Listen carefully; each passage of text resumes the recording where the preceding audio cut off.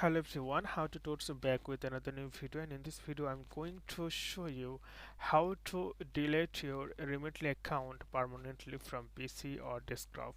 So you can do this thing in your mobile through this process. Okay, so you can see this is the Remitly account. I already log it in. If you don't log in, then just simply go here and log in, and after that you can see the name. You will see your name, so simply click on the down arrow and then click settings, and then you will see the home page of settings. So what you need to do, you need to scroll down from your mouse or tab, and then you can see my Remitly. Okay, and after that you can see the red color close my profile.